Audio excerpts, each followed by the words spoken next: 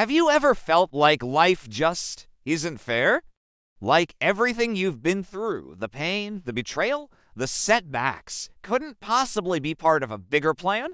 If so, you're not alone. Thousands of years ago, there was a young man named Joseph. His story is one of betrayal, loss, isolation, but also of redemption, purpose, and divine promotion. Joseph was just 17 when his life changed forever.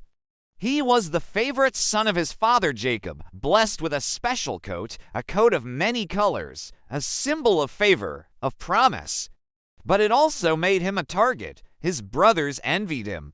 Not only for the coat, but for the dreams he had. Joseph dreamed of greatness, of leadership, of purpose, and he shared those dreams. Sometimes your vision makes others uncomfortable. His brothers didn't see destiny. They saw arrogance, so they plotted. One day, they stripped him of his coat and threw him into a pit.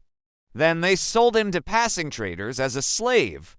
Imagine that. One day, you're a beloved son.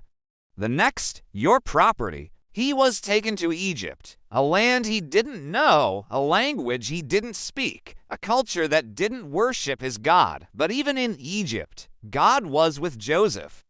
He worked diligently as a servant in the house of Potiphar, an Egyptian official. Joseph was so excellent, so trustworthy, that he was promoted to run the entire household. But again, life wasn't fair. Potiphar's wife lied on him. She accused him of something he didn't do, and Joseph was thrown into prison.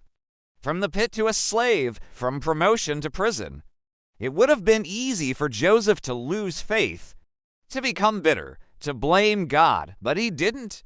Instead, Joseph stayed faithful, even in the dark, even behind bars. And in prison, he found favor again. He interpreted dreams, he served, he waited. The full years passed, and then one dream changed everything. Pharaoh, the king of Egypt, had a troubling dream. No one could explain it, but someone remembered Joseph. He was brought out of prison and asked to interpret Pharaoh's dream. Joseph, empowered by God, did just that. Not only did he explain the dream, he gave Pharaoh a strategy to save Egypt from disaster. And in a moment, Joseph went from prisoner to prime minister, second in command over all of Egypt. Think about that. What others meant for evil, God turned into destiny. That's not just Joseph's story. That could be yours, too. God specializes in taking what's broken and making it beautiful. In your lowest moments, you are not forgotten. You are being prepared. In the pit, God is developing your resilience. In the prison, He's growing your character. And in the palace, you'll understand why it had to happen the way it did. Joseph's story teaches us three powerful truths. First, favor doesn't mean an easy life. Being chosen doesn't mean being comfortable.